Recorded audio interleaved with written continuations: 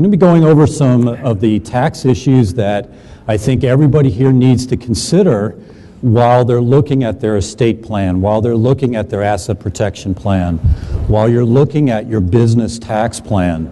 There's a lot of different things that you need to consider, and I think especially now, considering where we are with the economy, with the politics, and also where taxes are going to be going. Okay. And so since I've left the IRS, I've devoted my career, my professional career, to trying to help people understand this mess that we have called the Internal Revenue Code, okay, or the Internal Revenue Service.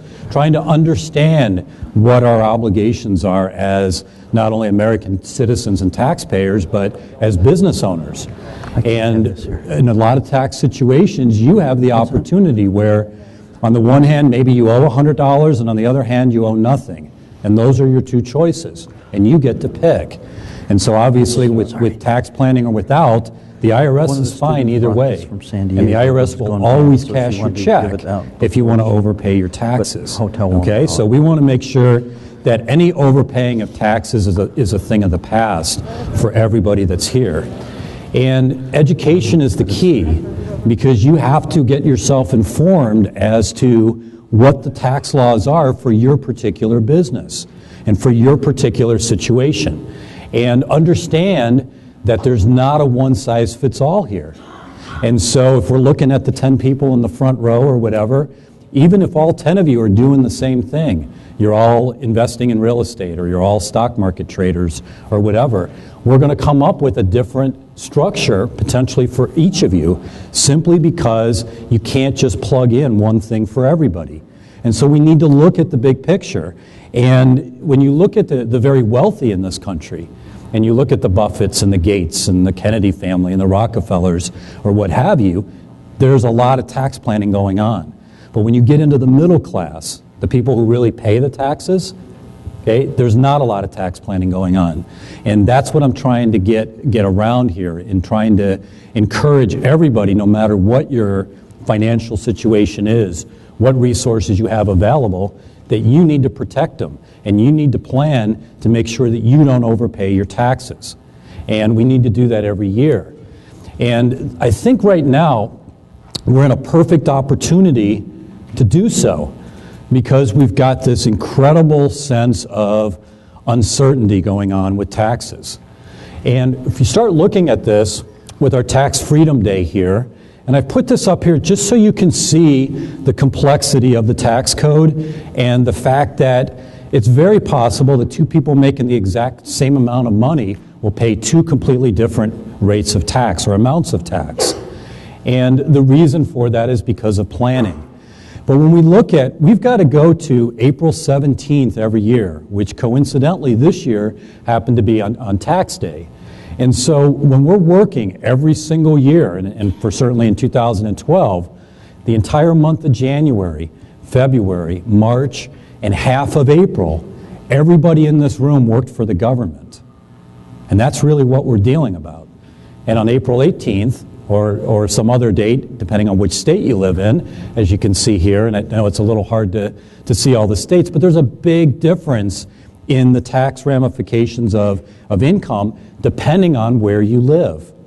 And while your federal taxes, in theory at least, should be the same no matter which state you live in, obviously we have very different state tax issues that go on. So that can produce some real big differences when you look at the difference here between a state like Tennessee and a state like Connecticut. Okay, a huge difference between the two. And you're probably wondering, where's California, right? Why isn't California on the right side? They typically make the top 10, but I think California this year might have been 11th. So, but the reality here is that without planning, it can make a huge difference in your tax bill as to what you pay. And again, you can pay as much as you want. And if that's your case, then you don't need somebody like me, or maybe you don't need Clint or any of the other people that are going to be speaking. I mean, if you're fine with, paying 50% in tax or more, like I said, the government will cash your check. I'm not fine with that, and I'm not fine with that for my clients that want to do tax planning so that they don't get in that tax situation. But it's solely up to you to make that decision as to what you want to do. Because when you consider that the taxes are more than what you pay for clothing, shelter, and food combined every year, and yet a lot of us just think, well, it's April 15th, I paid my tax bill, filed my returns, I don't have to think about taxes again for another year. And if that's the case, you've lost the tax game. You've lost it. We have to be thinking about taxes with every transaction that we do. Every time we spend money, is this a potential tax deduction? We have to be thinking this way. And it's a mindset. And I can tell you that I didn't think about tax deductions at all when I worked for the IRS. I mean, I know that sounds a little strange, but the bottom line is I was an employee. I was renting an apartment. I had no tax deductions. I didn't have a business. I didn't have anything. So I didn't have to worry about it. I just paid. But obviously when you get the business, you don't want to be in this situation of overpaying your taxes every year. And we're dealing with a more complicated Internal Revenue Code day by day. And if you start looking at just the number of pages that we're all responsible for in here with our tax regulations, it's obscene. It's just completely absurd that we're going to know what 71,000 pages of tax code says. Nobody understands it. And that's a major problem, that we're dealing with a law that's taking away a lot of our money that's anything but black and white, anything but clear. But yet, this is what we've got to work with. And when you look at the priorities here and you realize that there's a lot more tax professionals here than there are police officers and firefighters in the United States, we've got our priorities messed up, in my opinion. But the tax code is so complicated that very few people can do their own taxes. I mean, you can if you have a W-2 and maybe nothing else, but if you're getting into a lot of more the complicated forms, if you run a business, if you have rental properties, if you're a stock market trader, not an investor, if you're looking at a lot of different angles of where your money is coming from, you can't do your own taxes. And so you end up with this help. What am I going to do? And we're stuck in a situation right now where we're dealing with a very, very aggressive IRS. Anybody that thinks that we're dealing with the kindler, gentler IRS, okay, that we had in 2000 or in the late 90s or whenever that couple-week period supposedly was, that the IRS was nice, not so much anymore. We are not dealing with a government that is looking to be nice with anybody in here. And when you look at the IRS themselves, and I worked there in the past, I know what the mentality is like or what the organization is like to work for, but the bottom line is that the IRS is being told right now, collect money, get money. Because the last time I checked, there was a little small deficit in D.C., right? Very small operating deficit of a few $1 trillion that we need to collect. We need to raise the money. And so it's the IRS's job to do it. So what does the IRS do? Well, when you file your return, obviously whatever the return says, that's what you owe or that's what you get back, unless the IRS is going to make a change to it and audit it.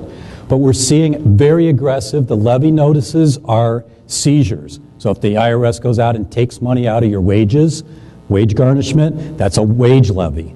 And look at the numbers here. I mean, we're getting into just absurd amounts. And the 2012, when I put that up on the slide, sometime next year, is going to be off the charts. We're getting levy notices on stuff where we didn't even get notices to begin with. I just had a client in Colorado had their bank account levied, and we hadn't even got the bill yet. And they won't release the levy. We don't know what it is. And so obviously I've got some phone calls to make tomorrow morning. I mean, it's going to be released tomorrow morning. I guarantee you that. I don't know how many people I'm going to have to talk to, but it will be released.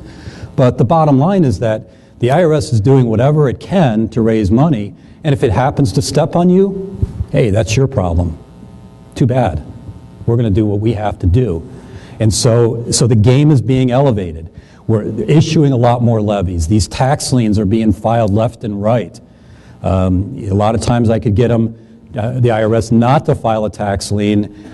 Maybe if you used to have a $25,000 balance, maybe they owe $20,000, and they don't file the lien. It's going to mess up their credit. It's going to kill this real estate deal that we can use to pay off the tax debt. IRS doesn't care. We'll file the lien. It's your problem, not ours. Okay, so if you're looking for sympathy, you're in the wrong place, right?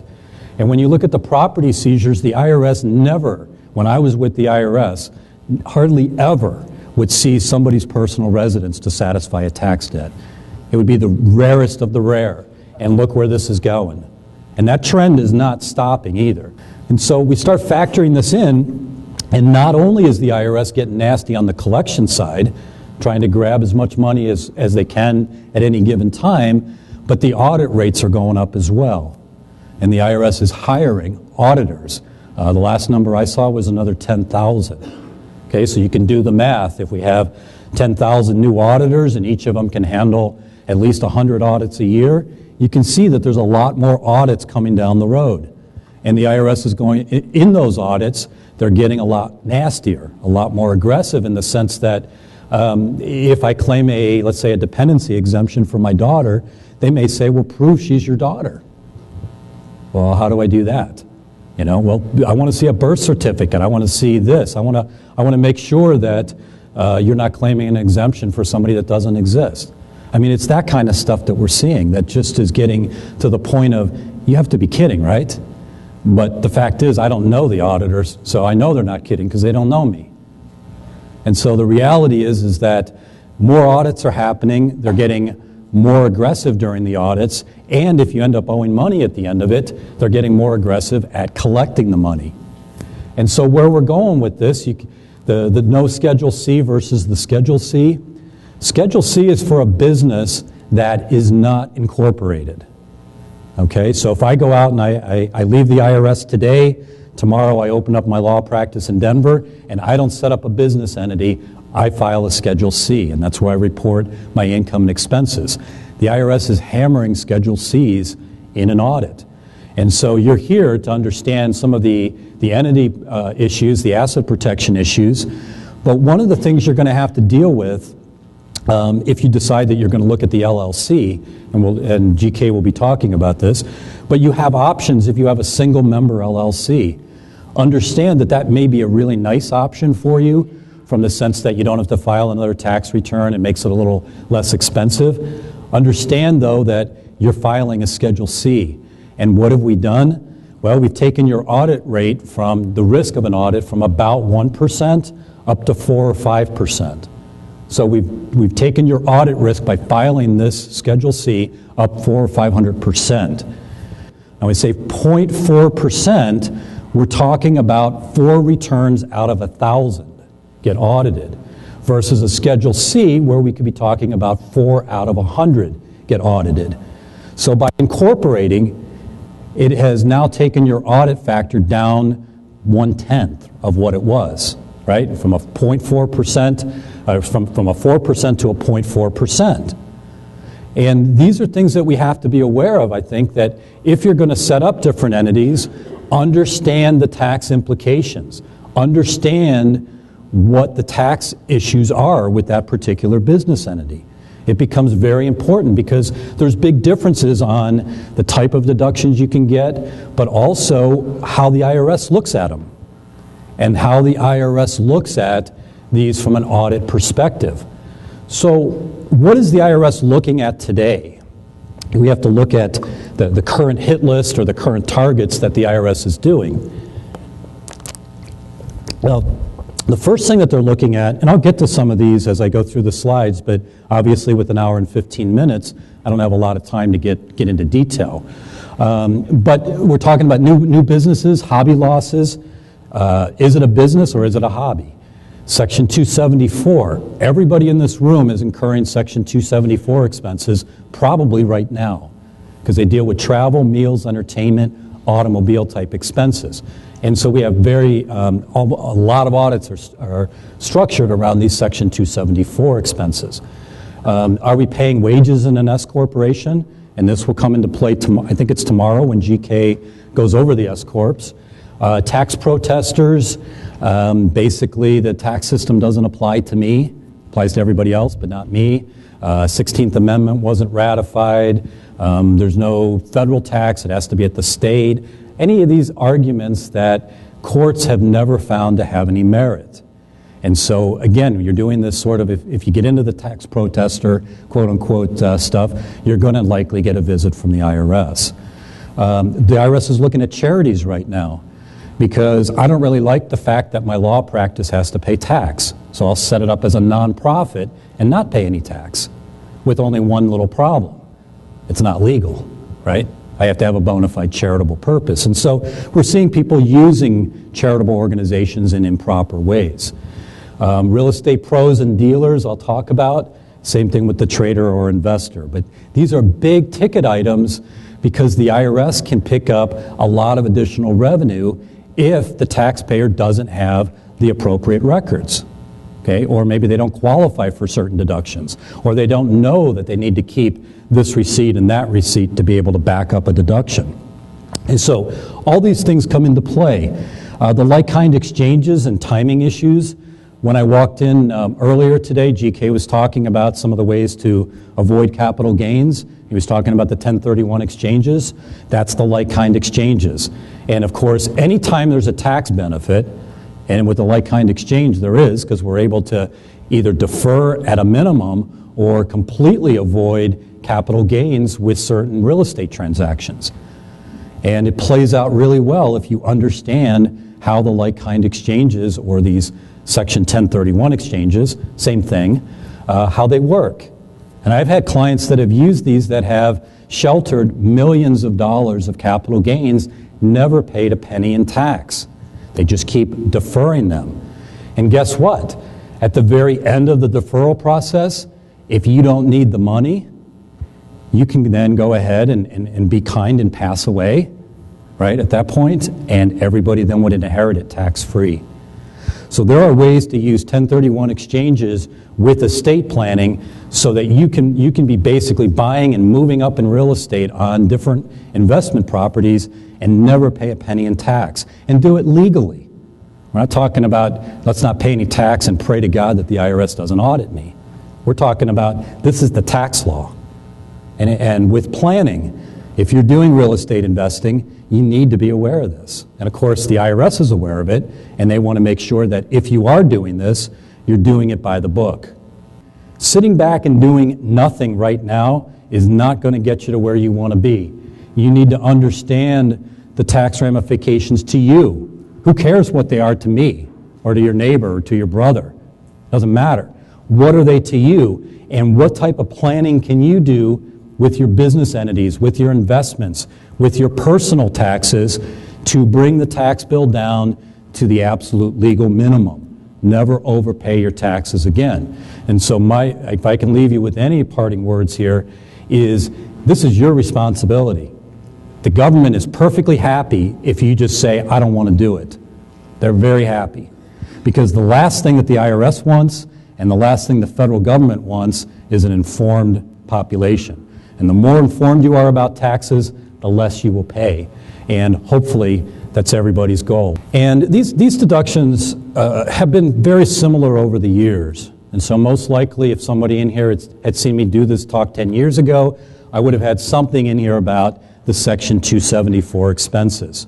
Like I said, you all incur them, and it's about the only thing beside looking for unreported income that the IRS is consistent about in an audit.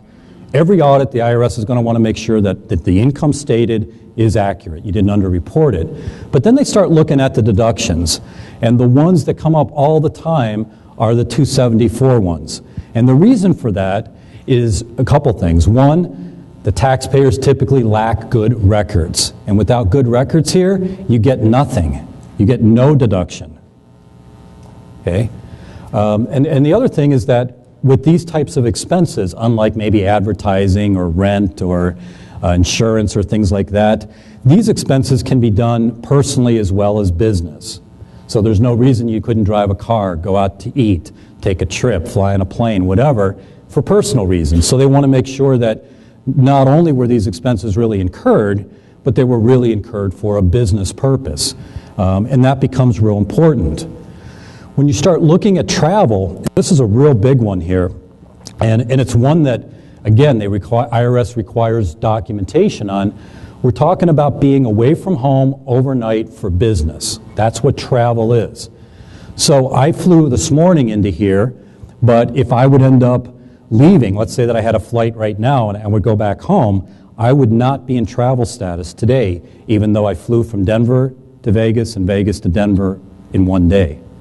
Okay? Why? Because I didn't spend the night here. I wasn't away from home overnight for business. So that's going to limit my ability to claim deductions for meals and entertainment. Okay? So I mean, there's different rules that come into play here as far as what the IRS wants to see. When I left the IRS, or when I worked at the IRS, I didn't have to keep a mileage log. And in fact, I drove my car maybe a half a dozen times while I worked at the IRS for business, okay, when I had to go interview witnesses or whatever. So I never kept a mileage log. As soon as now I leave the IRS and I go to work for myself, I've got to keep a mileage log. And I didn't like it. And a lot of my clients don't like it. But it's a habit and you've got to do it. And I've had audits where the IRS auditor will say, all right, you took a $5,000 deduction for your automobile. Let me see your mileage log. We show it to them. That issue goes away in 5 minutes. We don't show it to them. That issue stays in the audit for a long time and may never go away. So we need to be sure that we're claiming all the deductions, but we're also recording them in the appropriate way, whether we take our actual automobile expenses or whether we use the standard mileage rate. It doesn't matter. We've got to have good records here. And this is the part of the business that I know nobody likes. You know, you're very good at running your medical practice. You're very good at running the convenience store, the dry cleaner down the street, or the law practice, or whatever your business happens to be. But keeping the good records, that's the part we don't like.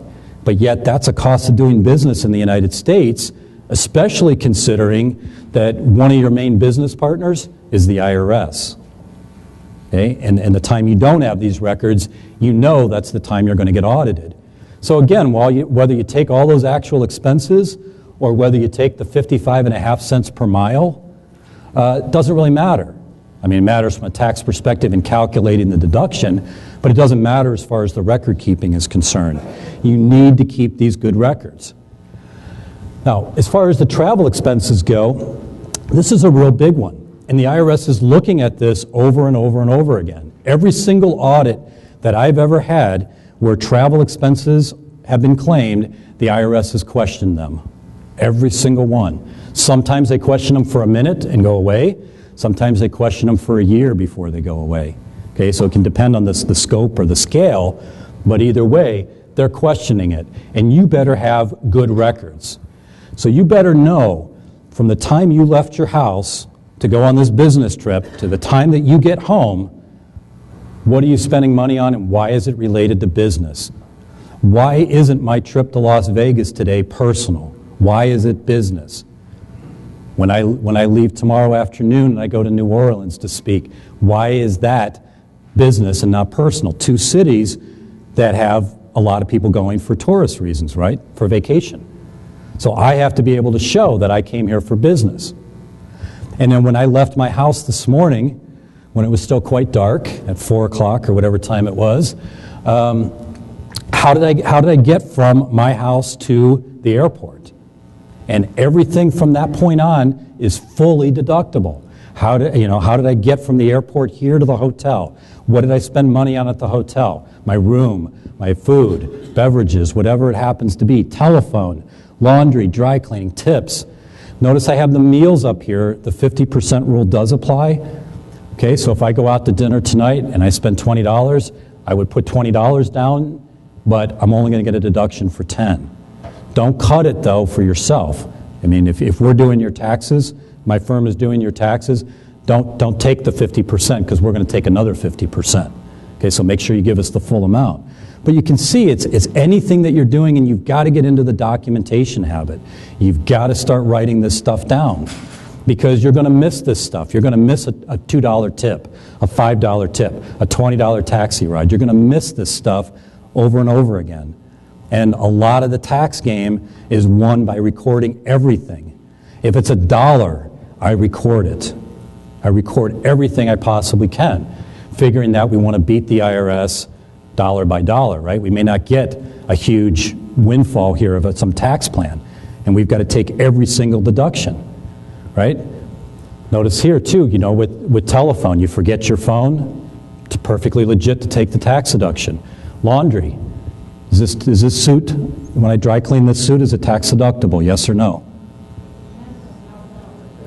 Thank you. Who's the depends person here? The maybe. Yeah, what's the maybe about it? How soon I get it done, all right? So so I mean, the bottom line is that if, you know, I end up spilling something all over me and I get this suit done, dry cleaned in a couple weeks when I get around to it, not deductible. If I get it dry cleaned tonight here because I need this suit for tomorrow, deductible, right? So what's the tax plan here? Travel with dirty laundry, right? Come on, right? Load up the suitcase, fill it up, have your laundry done. I mean, that's the bottom line, though. It's stupid about taxes in the sense that it's not logical. You know, if you want logic, you shouldn't be in this room, at least for my presentation. Okay, GK's and Clint's and everybody else's, for sure. But mine on taxes, like, that doesn't make any sense. What? I get that a lot. I don't understand that. Like, good, I don't understand it either. I'm just telling you what the rule is. And so we need to look at planning here. Notice too that, and I just put 80% business, 20 personal. It can be, just as long as the trip is primarily business, it can be 90-10, 70-30, whatever. But we want to make sure that if we want to get the maximum tax deduction, that we have the purpose of our trip be business. It doesn't have to be the sole purpose.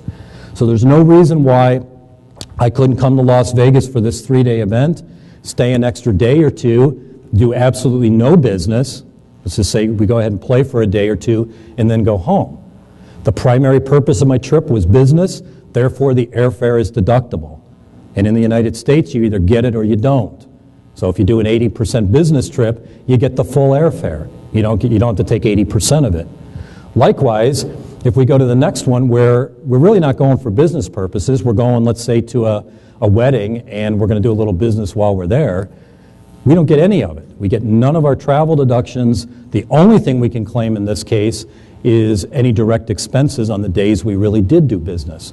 So if I'm let's say I go back to my hometown of Chicago and I go there for a wedding and I'm there for 3 or 4 days and a couple hours I go out and take a client out to lunch. I can certainly deduct the meal, but I'm not going to be able to deduct any of my travel, my rental car, my lodging, anything like that. So again, we've got to do planning, and don't ever get into the situation where you're deducting your vacation. Okay, you can turn your tax avoidance case into a tax evasion case pretty easily. The difference between the two, 3 years, right? 3 years. Tax avoidance, legal. Tax evasion, illegal. And so we're not going to jail over money. Again, we've got to show the purpose of it. Why is this business and not personal?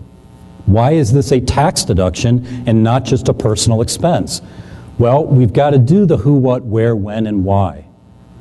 And again, you're going to, record keeping wise, you're going to be fine on the first 4 if you want to make your appointment, if you want to make your lunch, if you want to make it to the show tonight that you're going to see. You're going to need to know where you're going, what time you need to be there, what day it is, where it is, and who you're going with. The problem, though, is that we don't write down the why. Why did I entertain this person, and why is it a tax-deductible event, whatever it happens to be? And the why part is critical. So let's say that I'm back in Denver, and I'm going to meet this Don Pendleton guy. I don't know Don Pendleton. I've never met him. I don't know anything about him. And we're going out, and of course I'm going to make him pay, right? Because I'm a cheap lawyer, so Don pays. And on my day planner, I write down lunch with Don Pendleton to discuss 3-day asset protection seminar. Just by me writing that down, even if Don and I, wherever Don is, I don't see him, but wherever Don is, even if Don and I never talk again, we never do business, we don't even acknowledge each other in the future, I still have now tied down that business expense by putting the why in there. If we become business associates, then for sure it's easy, but if I never talk to him again, I don't have any real recollection of why I met. And remember too that if Don and I had that lunch today, it's going to get deducted on my 2013 tax return. that I'm going to file sometime next year, hopefully before October 15th. And if that's audited, it's going to be audited in 14 or 15. The IRS has 3 years to audit that return. So I'm going to be asked about a meal that I had with Don in 2015 that happened in 2012 with somebody that I don't even know. And I have no clue why I met with them. I've got two choices here then, since I didn't write down the why. Number one, I tell the IRS, I don't know who he is. What happens to my deduction? It's gone, right? Option number two, I tell the IRS, yeah, Don, yeah, and I run off a series of 5-minute lies about Don because I don't know who he is. Am I going to get by with it? Probably. And if I don't, I've just lied to the IRS and I've committed a felony. So here's your choices. Commit a felony and maybe get away with it, or tell the truth and don't get the deduction. And when you're in a situation where both options are bad, we want option 3. We want a new game. And the new game here is we're going to keep good records. We're going to write the why down so we know exactly what is the situation here, and we're not going to get denied anything. And you could imagine that, okay, so the meal is $20 or $30 or $50, $100, whatever. What about if it's $1,000? What about if it's a $5,000 entertainment expense because I'm taking a client to the Super Bowl? I mean, you can see where that number can get a lot bigger. And again, we never want to lose a tax deduction because of lack of records. That's something that's in everybody's control here. You've got the option to have the records or not. Let's preserve the tax deductions and bring the tax bill down. It's bad enough to have to pay those obscene numbers that I had on the slide a couple slides ago, where we could be paying 50% of our income in taxes. It's bad enough to do that, but it's worse if we're even paying taxes on money that we shouldn't be paying any taxes on because we have a tax deduction that we missed. And so the education is critical here to be able to understand what your options are. And you have to be able to understand that in order to make an effective plan and to be able to play this game. Because again, everybody in this room has the IRS as a business partner, whether you like it or not. I don't particularly like it. And so I want to see that that business partner gets the smallest percentage share as possible.